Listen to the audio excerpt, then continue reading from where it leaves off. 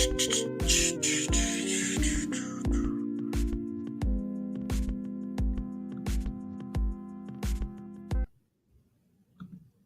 NBA Gambling Podcast and the Sports Gambling Podcast Network is brought to you by Underdog Fantasy. You can win up to 100x your entry with Underdog Fantasy Pick'em. Sign up with the promo code MBSGPN to claim your special pick and your first-time deposit offer up to $50 in bonus cash.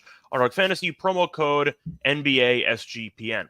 We're also brought to you by the Mega Memorial Day merch sale. 15% off everything in the SGPN merch sale, our merch store with the promo code SGPN May. Act now as the sale does end on Friday. And welcome, everybody, to the NBA Gambling Podcast here on the Sports Gambling Podcast Network. It is currently Wednesday evening, roughly 7 p.m. Eastern Time on May 29th. I'm your host for this episode, Scott Reichel, once again joined by Lonte Smith. And together, we're going to break down Game 5. We did it. We actually got a Game 5 in a conference final series in the Western Conference, as the Timberwolves were able to win Game 4 on a Tuesday night. Different recording time, but the point is there is no game today, so we had extra time to do so. Lonte, how's it going with you, though? Man, pretty good. Glad we got an extended series here. I don't know if I could take all the narrative-driven Celtics, Mavericks things that the media will try to, employ for like 7 or 8 days. So, yeah, man, I'm glad we got that. I'm glad we got this series extended. And just a spoiler alert, I think we're going back to Dallas this weekend. Yeah, we're going to break down Game 5 in a little while. Do want to quickly recap what happened with Game 4. Got to start somewhere. We ended up seeing Minnesota get the job done. They almost blew it again, but they eventually held on and did just enough to win.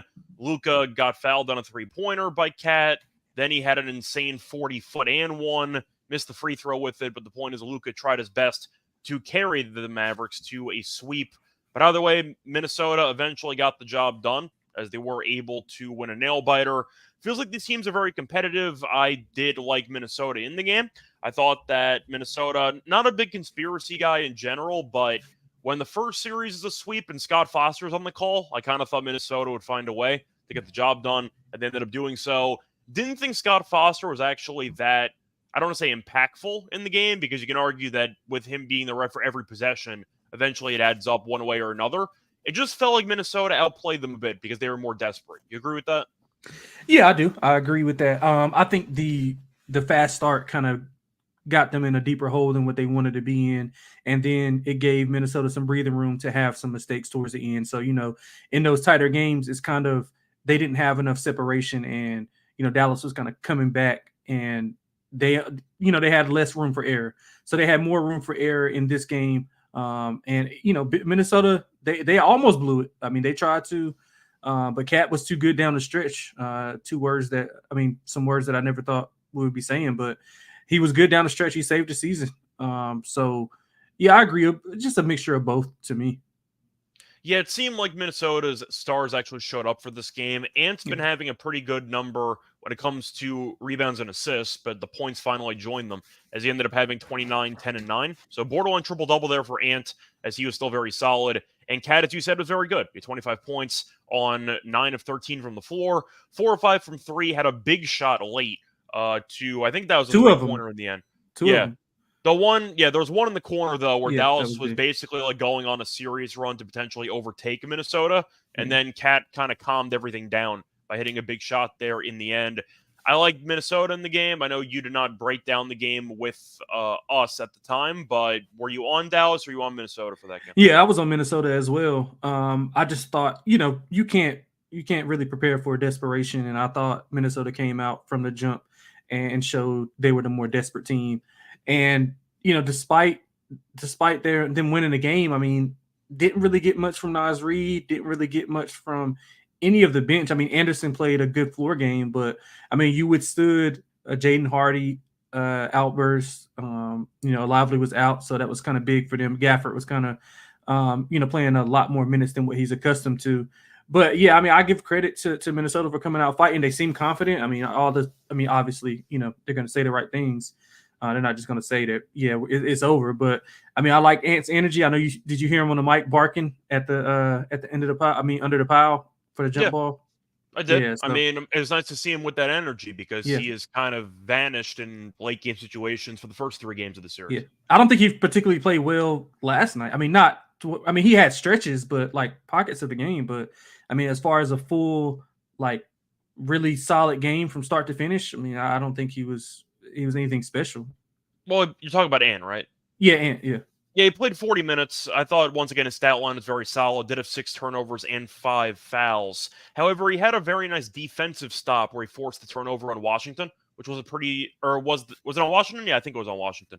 Yeah, it was. On the near side, which was a nice, ball that rolled out of bounds off Washington with a little bit of pressure that he brought, and he ended up having a good, nice mic'd up yell, I guess, into the microphone, Yeah, which was a nice sign, just with the energy, but. Luka had himself a monster game, including the insane threes at the end at 28, 15, and 10. So he had a great game there, but it didn't matter in the end. I thought the player who had a really bad game and had a really dumb quote right before the game was Kyrie. And I tweeted about it because I thought it was a really dumb quote to have. Now, Kyrie, I'm assuming you saw this, it was going around. Kyrie was in the middle of a shoot around, I think, for one of the games, and he's at the free throw line. And he had the exact quote of, "This is their Super Bowl. This is an ordinary game for us." And people were like, "Oh, that's a really cold quote." I'm like, no, it's not. What are you even talking about? You just admitted the other team cares more about the game than you do. Now, of course, that's obvious because it's an elimination game for one team. Dallas has 4 chances to win one game, and Minnesota has 1 chance to win 4 straight games. So, like, I understand that what Kyrie said was technically correct, but you can't say that pregame. You're going to go out of your way to say that the other team's going to care more than my own team, and then you go out there in the actual game and go 6 of 18, 1 of 6 from 3. Am I missing something? I thought it was a stupid quote from Kyrie, and he was awful last night. Yeah, I mean, I didn't read anything. I didn't read much into it, to be honest. I saw it, but I mean, I didn't. It might have just seemed like a bit of an overconfidence look, where it was like, oh no, like no, they're panicking over there, and like we are fine. I'm like, well, you have a shot at the NBA Finals. You might want to not play around a bit at home, and they played around a bit at home. Yeah, I mean, I didn't look too much into it, but he wasn't good, particularly late in the game. You saw him turn corners, and like stuff that he would usually just pull up, like he wasn't pulling up, like he was. Deferring, pitching to the corner, and even some layups that, I mean, they're definitely tough layups for like other people, but we've seen Kyrie make like ridiculous layups, and he was just missing those. So, I mean, I chalk it up to a rough night. I mean, I don't look too much into it. I mean, I thought Dallas played, probably their C minus. Yeah, they played a C minus game, and they still were right there. So I just think the desperation for Minnesota kind of set in, and then you had those 2 big shots by Cat, and who, I mean.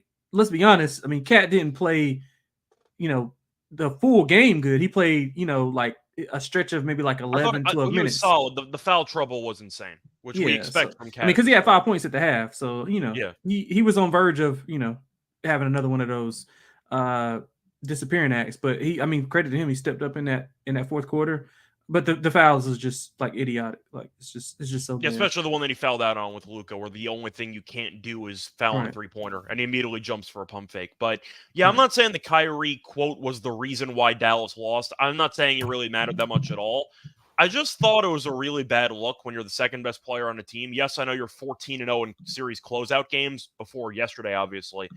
But it just seemed like a really dumb quote to have. There was no reason. You weren't like provoked, or there wasn't really any positive angle for you to make a quote like that. You just went out of your way and said they care about this game more than we do.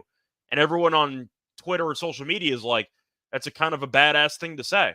I'm like, no, it's not. It's a stupid thing to say. Like, you just said, like, we're fine with not treating this game like an ordinary game. It just seemed like the mindset for Dallas was off, at least based on what Kyrie said. And he backed it up by having a bad game. So I thought Kyrie was definitely underwhelming. PJ Washington was not very good yesterday. He was 3 of 13, 2 of 9, had the big turnover late, as I mentioned before. I thought Gafford was very good, actually. He had 12 points, 8 rebounds, 3 blocks, 1 steal. Gafford blocks has been a phenomenal angle in this series. I think he's had 3 straight games of 3+ blocks, so keep an eye out for that. Mentioned Luka before. Kleber actually played. Didn't play well, but it was nice to see him actually back on the court. Hardy was fine off the bench. He had 13 points in 12 minutes. That was basically it. Dwight Powell, who I forget is on the roster half the time, played 3 minutes. Green was okay, didn't really do much, 5 points, 17 minutes. And Exum actually got some run as he had 5 points in 4 minutes.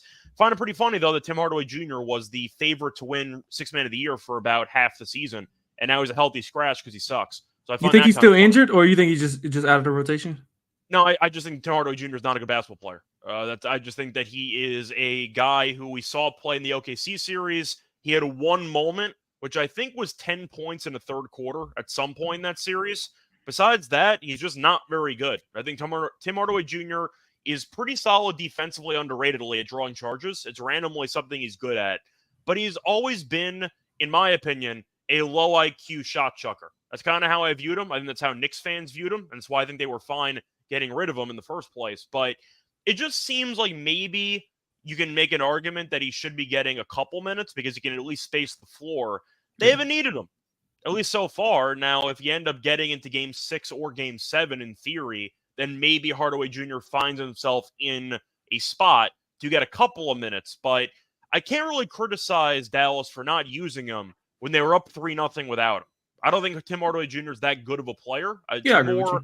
I don't want to say it's a personal bias thing, but I've just never really been a fan of his game, at least to promote winning basketball. He can get hot. He's a flamethrower. I get it. But when the shot's not falling his way, he will shoot your team out of games in certain minutes, and he doesn't really have an off switch. That's really the problem that I have.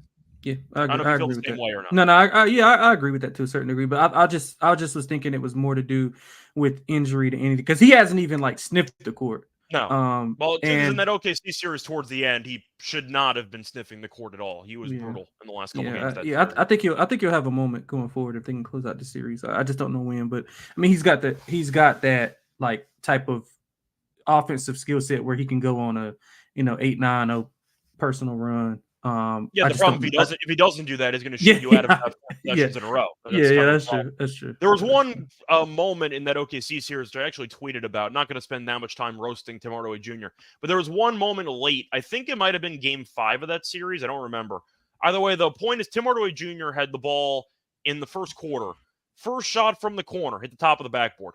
And then I remember that. He got the ball back like 5 seconds later, and he overshot the rim and hit the backboard on the other side. And at this point, I'm like, all right, just get this guy off the floor. And I think he's barely played ever since. So might be a confidence thing, might be an injury thing, but he hasn't exactly had a great postseason by any means, besides the one game where he had like 10 points in the third quarter.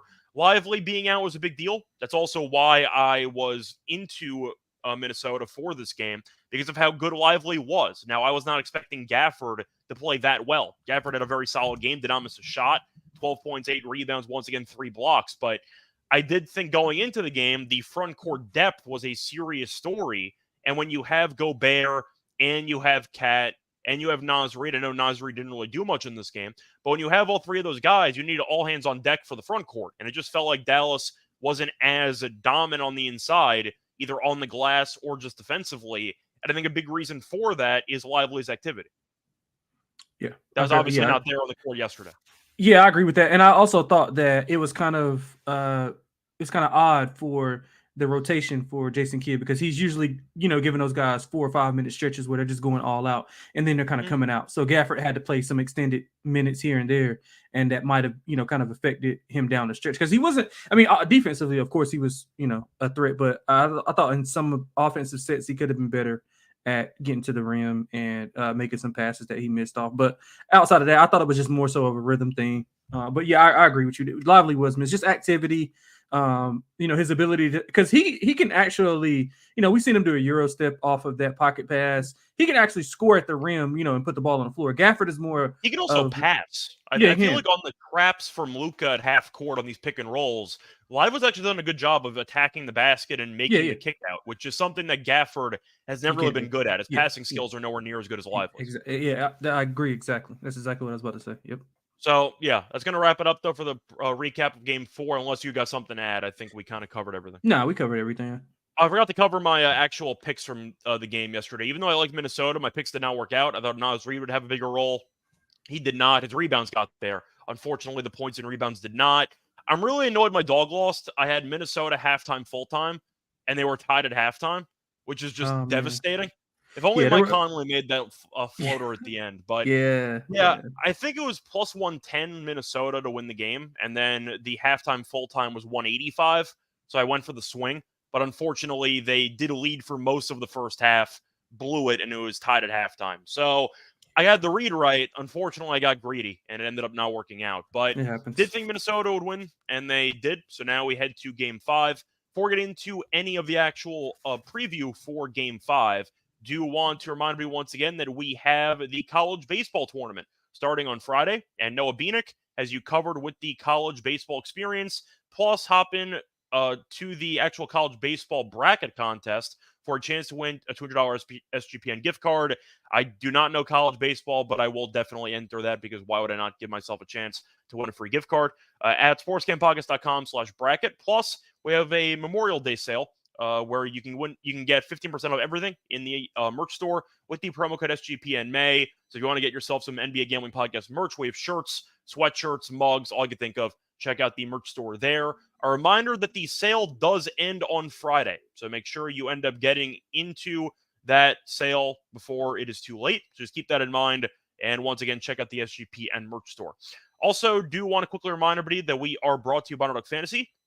The NBA playoffs are here, and our sponsor, Underdog Fantasy, wants to make it a lot more interesting because Underdog Fantasy is the easiest place to play fantasy sports. They have a nice pick'em game, which is simple, selecting higher or lower on player stats like points, rebounds, assists, and so much more. Make entrance of all basketball or mix and match across your favorite sports. You can win up to 100x your money, and it's a ton of fun. It's available in 30-plus states, including California, Texas, and even Canada. They also have a lot of great options for basketball, not just the basic points, rebounds, and assists. They have really anything you think of. They have three-pointers. They have, I'm sure they do have fouls, but the point is they have combo options. A lot of very, very fun ways to make basketball viewing more interesting. So I do recommend checking out Underdog Fantasy. Also, a reminder that they have a lot of great promos. They have cash airdrops, they have giveaways, and they also have more throughout the playoffs. So make sure to follow Underdog Picks on Twitter. Keep an eye out. It's available in 30-plus states, including California, Texas, and Canada. They also just launched Champions, their player versus player format in Florida. Sign up the promo code NBSGPN to claim your special pick and your first deposit offer up to $50 in bonus cash. Underdog Fantasy, promo code NBASGPN. Welcome back, everyone, to the NBA Gambling Podcast. Just finished recapping Game 4 of the Western Conference Finals. Now it's time to preview Game 5. Once again, I'm thrilled we actually have a Game 5 in some capacity. You have the Mavericks traveling to Minnesota. This will be taking place on Thursday night, so just keep that in mind. Minnesota is favored by 4.5 at home, and the over-under is set at 209.5. Every game's close. I do find it pretty interesting that Minnesota wins one game and suddenly they're laying 4.5. Tells you the odds makers really think the series is very close and that Dallas might be a bit fortunate to be up 3-1. That's kind of how I read into this actual betting line. Long time I'm going to ask you, we saw Dallas look a little bit, I don't want to say lethargic, but it did seem like the edge was a little bit off, and it seemed like Minnesota just came out as the more desperate team. Same situation, not as extreme as Minnesota is fighting to stay alive. Dallas still has 3 more chances to win one more game. Lonte, do you want to lay 4.5 with Minnesota at home? Yeah, I'm going to lay the 4.5. Similar number to what we saw in Game 1. I think it's just pretty much, if you look at the market for Games 3 and 4, I think it opened 3.5 Game 3, and it kind of got bit down to, I think they closed 2.5, maybe 2, and then basically closed 1.5 1 in Game 4. So I think it's pretty much telling you that they think Minnesota is the better team despite being down 3-0 at that time. So I think the number is exactly where it should be, but I just think that Anthony Edwards and Karl-Anthony Towns are going to be good for another solid overall game, because I'm waiting for that Anthony Davis. I'm waiting for that Anthony Edwards like 35-40 point game, similar to the one we saw in Game 5 or 6 versus Denver, where he had like 35. Well, Game 6 they won by about 40 and change, and then Game 7 he was horrible. Yeah, but they won so anyway. it was Game 5 or 6, but we haven't seen a full start to finish Ant game in my opinion. So I think we get that. I believe Game 5 was the Ant monster game, but Jokic had one of the best playoff games of all time. I think that's basically what happened. Yeah, okay. So, yeah, but I do like some of the things that Minnesota did, starting with the switch from getting Edwards off of Kyrie and kind of on to Luka. I would rather than put him on somebody else and not either of those two guys, but I mean, I get it. I want to save him for the fourth quarter and have him be fresher to take us home in the fourth quarter. But nonetheless, they made a change. It worked. Small sample size. I'm not going to say they figured something out, but it is in fact a strategy that helped them in this situation. Now they did go to a little bit of a zone as well, which helped them also. And they were also doing a lot more drop coverage. I forgot, was it was either Bond Tips or Windhorse. They gave the stat on their podcast from ESPN, 82% drop coverage in game 4. So that means they were basically allowing them to come up that screen and kind of make a decision. So they were living with the results, and it worked out for them. Not saying it's going to work out this time, but I like the way they're switching up different strategies on offense and defense.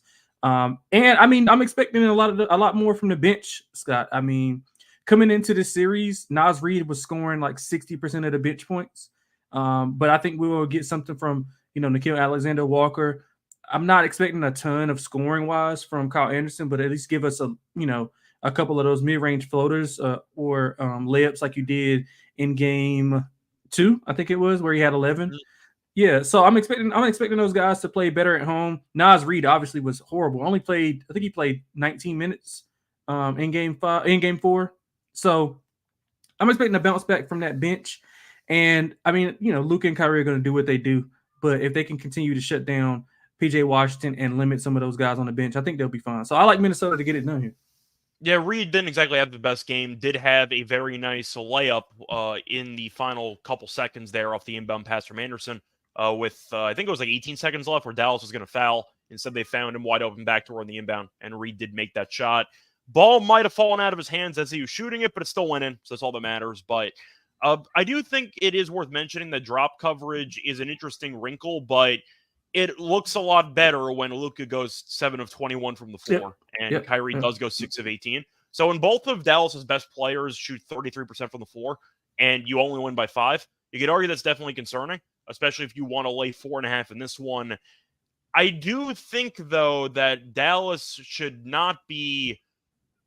I'll put it this way. Do you think Dallas should be nervous at all? Because I feel like people are still automatically expecting Dallas to move on. I get it, because it's never happened before, losing, a 3-0 lead. We almost had it last year, as Miami did blow a 3-0 lead before winning Game 7. As a Yankees fan, I've seen 3-0 personally. Point is, though, I do think that Minnesota has been very competitive in the series, despite what 3-1 actually says. 3-0 at the time. You could argue Minnesota should have been up 2-1 or 3-0 potentially in that series before Game 4. Do you think Dallas should be nervous? No, not at all. I think they should. This is pretty well. No, I'm not going to say. Well, obviously, every game right now is a must-win for Minnesota, but I think the pressure is on Dallas in Game 6. Like if they can't win this game, that's when they should get worried, because they've shown the ability to go on the road to win 2 straight. They got 2 of the best closers in the NBA, so they're able to finish games. But what they haven't dealt with is this kind of adversity. So you lost when you were supposed to close out. You gave them the confidence. They're going back home where it would be different if, let's say, for instance, if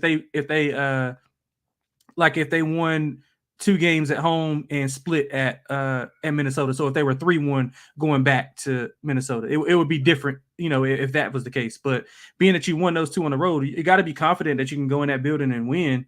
Although Luka he did have that triple-double. I think he tied Wilt Chamberlain for the most triple-doubles in the postseason. 10th most, I'm sorry. But yeah, he didn't play that well. I mean, you mentioned the shooting numbers. I mean, obviously Kyrie didn't play that well. The ancillary pieces didn't play well at all either.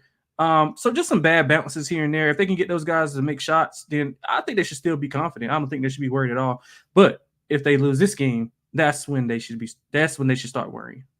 Yeah, the line, though, kind of confuses me, because even though I do think Minnesota should be favored at home, 4.5 is kind of massive. A lot did have to go right for Minnesota to win by 5 on the road. I still don't trust them late in games at all, and we saw a little bit of that in Game 4 with the fouls and all the just kind of dumb plays, the self-inflicted wounds down the stretch. It's kind of a weird spot, because I think I would lean to Minnesota to win the game, but I think 4.5 is massive. I just don't agree with the line. It might get higher, because if you look at the the way the lines have been, Minnesota's been taking money every game. From games 1 through 4, they've been taking money every single game. Yeah. Like, so the odds makers have made their decision that Minnesota is the better team according to them. I'm not saying it's accurate, but according to them, they do think Minnesota is the better team. And that's why you have seen Minnesota being either very, very small dogs on the road or laying basically 2 possessions at home. It seems like they're making the statement that Minnesota's the better team. Yeah, because according to them. if you would think like, okay, we won 2 games on the road and we're returning back home, but we're a 2.5 point favorite. I mean, that's basically, depending on what you give home court, I mean, you're basically saying that they're even teams after you just went to their place and beat them 2-0. Granted, the games were close, but I mean, a win is a win. So I find it interesting that Minnesota's getting a lot of love and they're getting bet. It's not just that they're opening these numbers at this specific rate; they're getting bet down in every game. So I think if you like the other side, like if you like Dallas, I think you might can wait around and get a higher number. Yeah, of course, as a fan, I'm rooting for more basketball, so I'm obviously rooting for Minnesota in this one. But I think for the actual side, I think I'm going to lean to Dallas. I was right about Minnesota in Game 4, but I really don't want 4.5. There's really not much separating these teams. Every game has been close. You've basically seen a tie game with 3 minutes to go in each of the first 4 games. Yep. So why would I want to go with Minnesota minus 4.5? If I had to pick the Timberwolves, I probably would go margin 1-10. That'd probably be the way I go about it. I don't see Minnesota routing them, but I do think Minnesota can definitely get the job done at home. So I think that would be the way I would play Minnesota. I'd rather take the margin 1-10 because this might actually be like a 1-point win. This might be a final possession game because a lot of these games, if not all of them, have been 1 possession games so far. So I think my main angle for this one would be Minnesota 1-10. But I think 4.5 is a bit too high, if that makes sense. Not trying to sound like it's going to contradict itself, but I can potentially see a Minnesota win of 1-4. So I don't feel great about laying the points.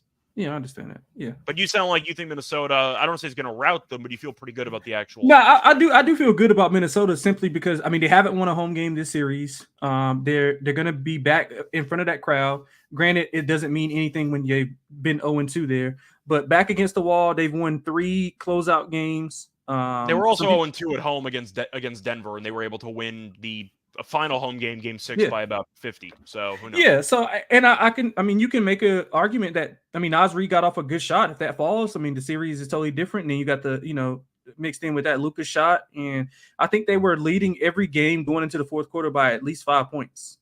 So it's just a matter of if they can finish. And I like the way Conley's been playing. The only thing that I don't like, Scott, is I saw Anthony Edwards I know they want him with the ball in his hands, but like I think that was wearing him down. Like as I was looking at that game, like he's bringing the ball up court. They're hassling him at the top of from the time he gets the ball all the way up the court, and then he has to initiate. So I think he should kind of get off the ball a little more, give it to Conley, let him set him up in the offense rather than trying to initiate everything. I mean, I get it. I totally get it. You want the ball in the best player's hands, but I mean, you want him to be fresh down the stretch. Yeah, but at the same point, that might go out the window when you're playing 40-plus minutes. But I do think that Ant's decision-making is a work in progress. I think it's better than it was, but you can tell that Luka, for comparison, is significantly more comfortable making these like split-second decisions than Ant actually is. And there are a couple of moments in games where Ant will kind of force the issue, or a defensive coverage will stump him to some degree. Yeah, we saw it with the turnover. That's what I'm saying. So, yeah, we saw it in the turnover. Especially in game. Which one was the game with the Luka 3-pointer? That was game 2. I think that was game 2. That's game 2. Yeah. There were a couple of really just bad decisions by Ant down the stretch. So I think that's one area Ant's going to have to improve on. We'll see how that goes. I think for the sake of this matchup, though, once again, I am going to lean to Minnesota 1-10 if I had to go with an actual bet. But I do think that 4.5 seems a little bit steep, just based on how close these games actually are. I am going to estimate the total, though. We saw the first couple games fly over. Game 4 ended up going under. What are your thoughts on the total in Game 5? Man, Scott, I have no idea. I've got the total. Yeah. I haven't bet the total at all. Well, I bet the first game. I bet the first game, first half under, and I bet the second game, second half under. Lost both. I have no idea. I don't know like what to expect because we saw like the foul fest is getting the games over because I think they combined for like 55 plus free throws in the first 2 games. And they were pretty effective offensively in the half court. But I mean, if you take away some of those free throw attempts, scoring with it, it'll soar under. But yeah, I'm like out on the total, man. Maybe you can talk me into something. I have no idea. I think I'm going to lean over, just hoping that Luka and Kyrie don't combine to go 33% from the floor again. So You I think it's I'm going to lean correlated? over. What? Like Dallas and over, Minnesota under? No, not really, because the games have been coin flips anyway. So I don't know if the total actually matters that much. Even this game was a coin flip for a decent portion of it. So I don't think that it's really that correlated. I just think that Dallas' best 2 players had an off night, and the game went under. So I'll lean over, hoping that Luka or Kyrie or both kind of bounce back. And I do think that you're going to see it potentially turn into a close game with some free throws at the end. So that could be a factor. Maybe even overtime, in theory. I mean, these games have been some spots to potentially get to overtime. But I think for the sake of this game, I'm going to lean over. But I am going to lean to Minnesota to win a very close game, which will force a Game 6. Time to move on, though, into the player props for this game. Lonte, I'm going to let you go first. You want to start off with some star power, or you want to go with a bench warmer? What do you like for props? Let's see. I'll go. I like a lot of props in this game. Let's go. I'm not gonna get one of these props is gonna be my best bet. So let's go with Naz Reid. Let's go over 10.5 points. Right now, he's been much better at home this series. 20 points on the road versus 38 at home. Only 19 minutes played. I think we mentioned that earlier. That was his lowest minute total since Game 5 in Denver. He only had 6 shot attempts as well. So, and I think in the middle of that, when Cat was kind of hot, I think Finch wanted to bring him back in because he would kind of send him to the scores table, then he'd bring him back. So I think that kind of played a factor in it. And also Kyle Anderson being effective, doing the little things, I think that kind of affected his minutes as well. But he's averaging 12 and a half at home this year. He's over in 4 of his 7 home games. I think he shoots the ball a lot more. 6 shot attempts is not going to get it done, especially with the way the bench has been playing as far as scoring wise. So I like Nas over 10.5 points. And I'll go a step further with the ancillary pieces. I'll go Kyle Anderson over 11.5 PRA. He's over in 3 of 4 this series. He had 10 when he missed. He's getting a lot more playing time. They're using him as the point guard a little bit more, so the ball is in his hands more. He's generating the offense, especially when Ant's on the bench. So when they're playing with McDaniels, Anderson, Cat, Conley, and Naz Reid, he's kind of the distributor, and they let kind of Conley, spot up. So I like Kyle Anderson to get it done, especially in that mid range, because they're giving him that little mid range on the pick and roll. So I think he can go over 11.5 points, rebounds, and assists. Yeah, I think I'm going to start off with Ant in this one. I like the rebounds and assists. If you want to divide it up, maybe just going rebounds alone or assists alone, I don't hate it. The number hasn't bumped up to 14.5, but I still don't really mind it.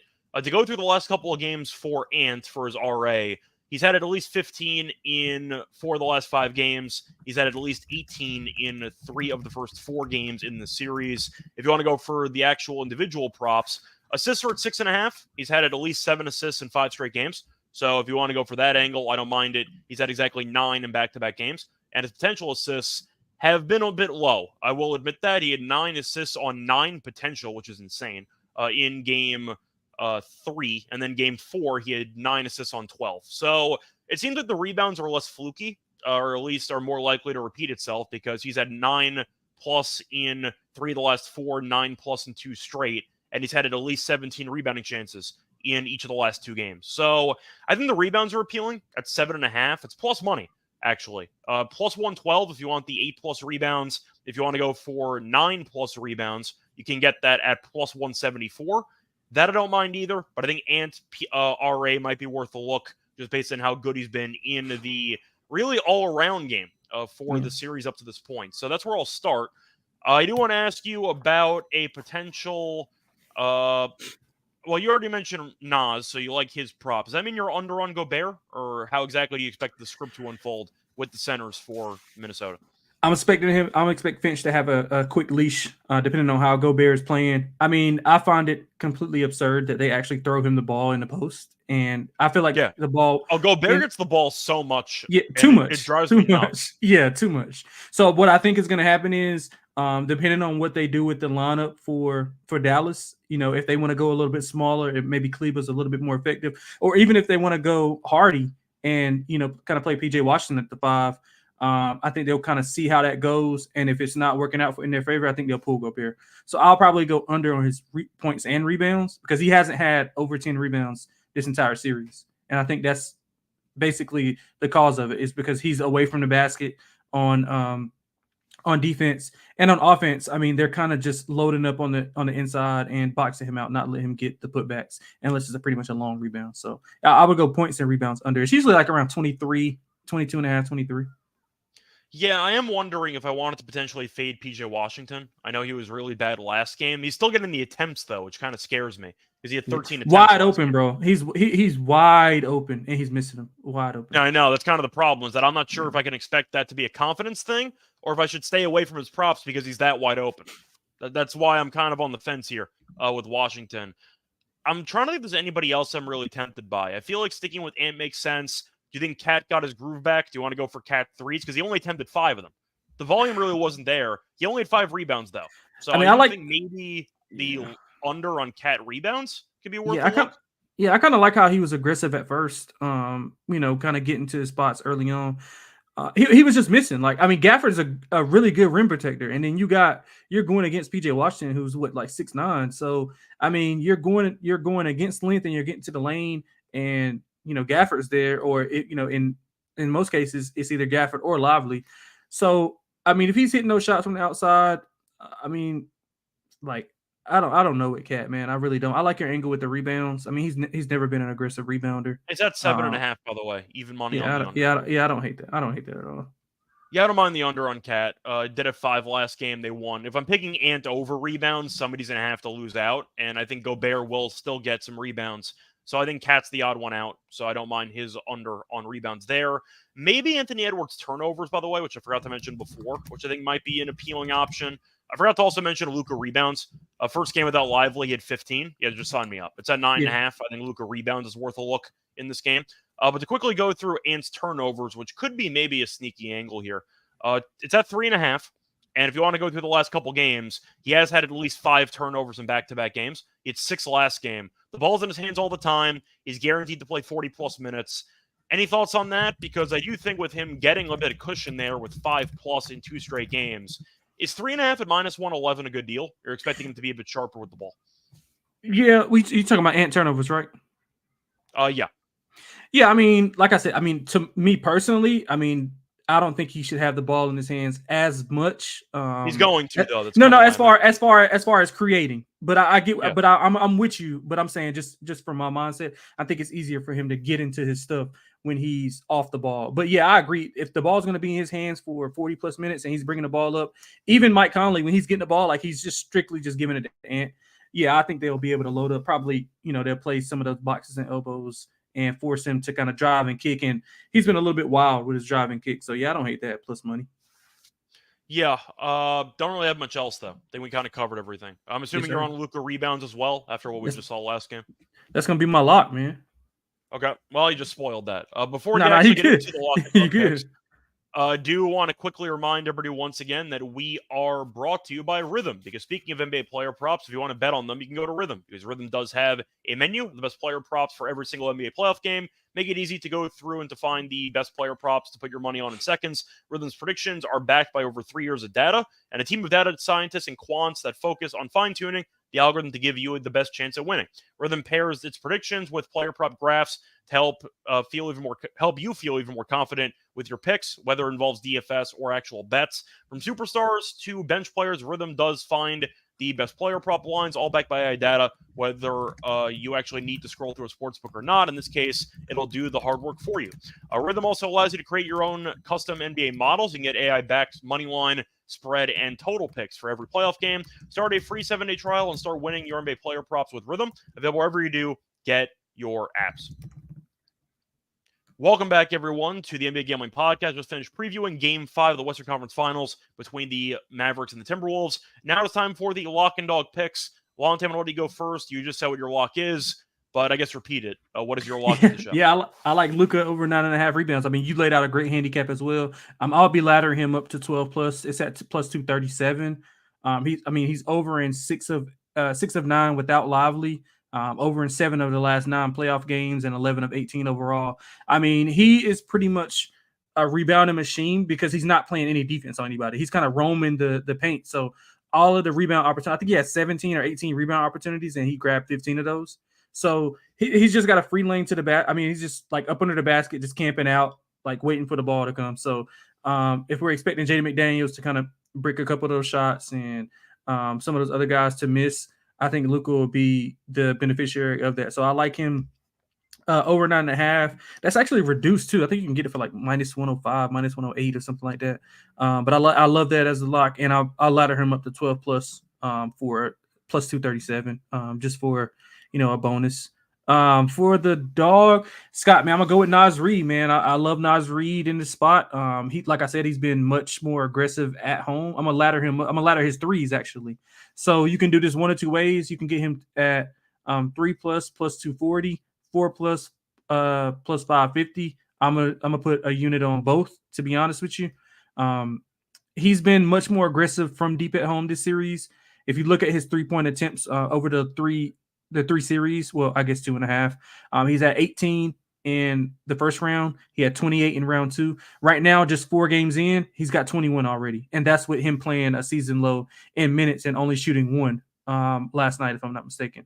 So he's only been 1 of 6 after making 7 in game 2. So I think he kind of course corrects and it comes back down, and he shoots it really well. Now, will he make 7?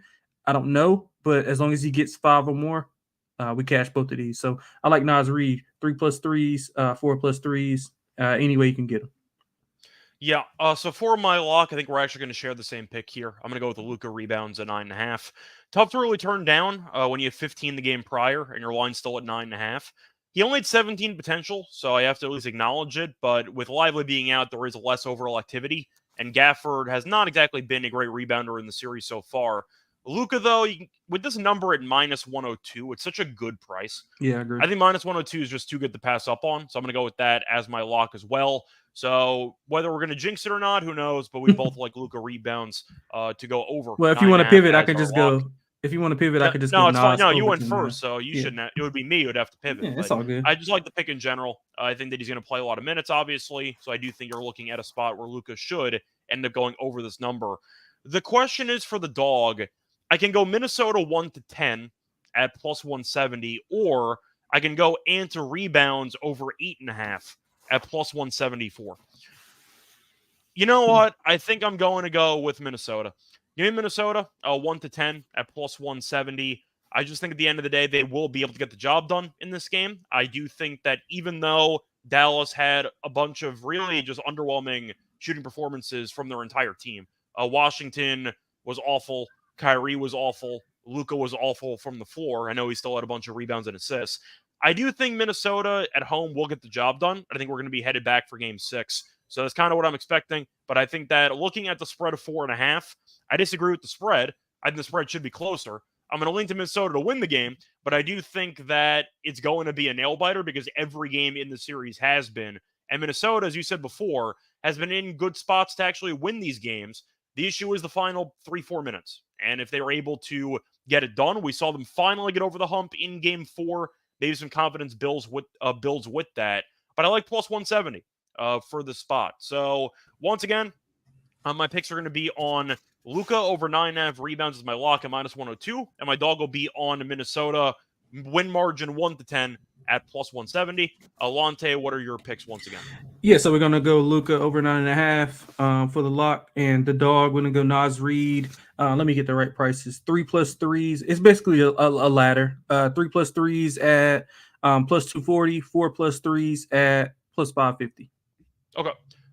Besides that, though, time for an underdog lineup. Whether they actually have the lines up or not, they're going to. So we're going to get this done now. For the underdog, I do want, obviously, Luka rebounds. We both co-signed it, not going to overthink that one. I do want Ant rebounds in there at his default line of about 7.5, just based on how good he's been. It might actually be available at 7. I got to quickly check to see if it is up. But point is, I do like Ant rebounds. I just think that he's been a solid rebounder in this overall series up to this point, and we are questionable about Cat's ability to rebound on a regular basis. So I think that bodes well for Ant. So I do like the Ant higher on rebounds there. I'm assuming you co-sign that? Yeah, absolutely. Okay. Absolutely. And for the last one, we have some options. Would you prefer to go with Cat lower on rebounds, or would you rather try to find a Naz Reid threes prop or threes line? Maybe, or we could just go Nas over 10.5 or higher 10.5 points if A that's part of me available. is salty because I had that last game basically, and he didn't get Oh, there. okay. All right, I'm a cool. bit salty on that, but or we could go even Ant turnovers if you want to go for that route. Yeah, man. Why not? The more ant, the merrier. Sure. So we'll go with Ant higher, 3.5 turnovers as well. He's at 5+ in back-to-back games, balls in his hands all the time. So once again, the 3 pick entry for underdog, we're gonna go with Luka higher, 9.5 rebounds. We're gonna go with Ant higher on his rebounds, and we're gonna go with Ant higher on his turnovers as well. That's gonna wrap it up though for the Game 5 preview of the Western Conference Finals. A reminder, we might have a Game 6. We might not. If we don't, then we might have a vacation for a bit. Still WNBA shows going on, obviously, but the point is, if there is no Game 6, then we might have a week off or so to keep that in mind. If there is going to be a Game 6, we'll probably preview that on, I'm not even sure, probably Friday, if I had to guess. So just Yeah, I would stay guess tuned so. for that. Would Yeah. be at some point over the couple days, either Friday or Saturday. But either way, until next time, find me on Twitter at Reichel Radio. Find him on Twitter at AlonteXXX. Besides that, though, good luck to all of you and all of your bets. Bye, everyone.